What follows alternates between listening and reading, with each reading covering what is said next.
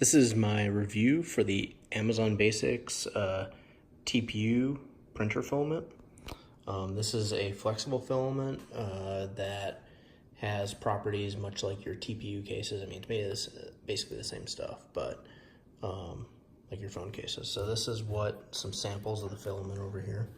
So you can see, unlike normal filament where it'll break, let me try to, as you'll see, I'll pull on this and it's not gonna break. It's super strong. So you can see here various things I printed. Let's take a look at them. So I printed this like flexible Octopus. It's a flexible, filament Octopus that you can use as like a toy or anything. It printed pretty nicely. You can see the layer lines down there. Let's see, focus in on that. This is just the in filament string, but there's basically, I did turn off retraction for this, but there's minimal stringing. Most of the movements were inside the lines in this case. I also printed this cube. So let's take a look. You can see, if you look closely, you can see the layer marks. I did print it very close to the printer bed, so it's super smooth with a glass bed. But it turned out really good. I printed this bracelet, a stretchy bracelet, so if you, let's see if you can see it.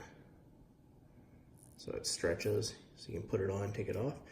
It printed, I would say, pretty nicely. There is some stringing. Let's see if you can, because I did have retraction turned off.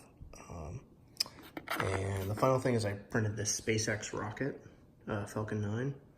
See the SpaceX there. And one thing that this was to demonstrate, so it's printed vertically like this. If you look at this, let's see if we can get a good view of it. But basically, as it, so as we go up the rocket, you can see up here as it's bending, the layers don't look as good. There's like offsets, because what was happening is as it was printing, it was actually wobbling.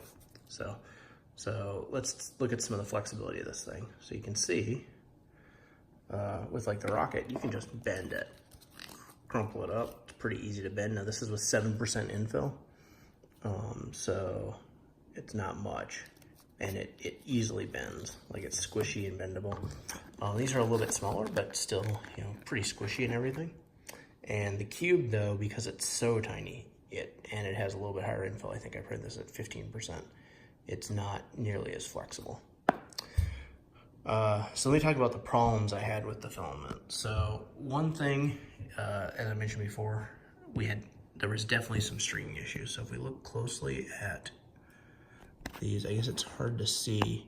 You can, here, some of the movements, there's stringing. I had retraction turned on. But what I noticed is when I retracted the filament, it would actually sometimes get stuck in the extruder. So here's a look at what happened.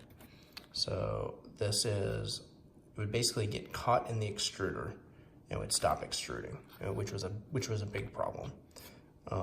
So in order to reduce the chance of that happening, I turned off retraction completely, which kind of limits you to printing stuff, like these things where you don't move outside, you do one object at a time.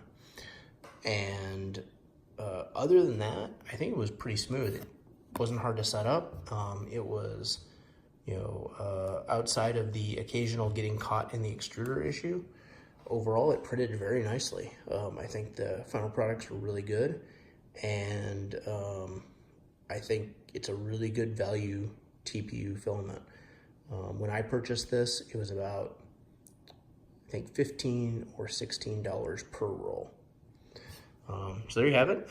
I'd recommend, if you're looking for an inexpensive TPU, go for this. It's not too hard to print. It's not like Ninja Flex or something super flexible, but it's, for basic flexible filament, this is really good. I'll include in the description here the specs for the filament, and I may add my settings that I used for it. Thank you. Oh, if you enjoyed this video, please like and please subscribe and take a look at our other videos.